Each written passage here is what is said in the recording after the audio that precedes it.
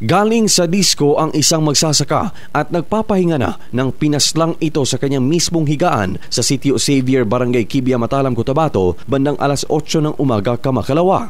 Kinilala ng Matalam PNP ang biktima na si Benji Mozones Berlanas o mas kilalang si Noneng, 32 taong gulang na residente ng nasabing lugar.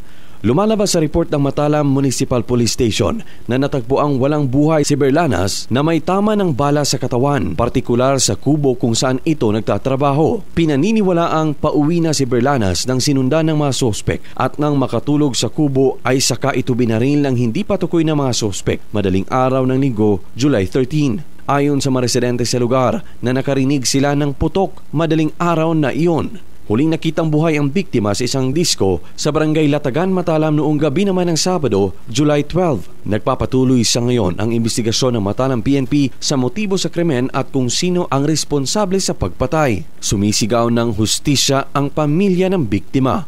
Luigi Alan Totor, NBC, Bida Balita.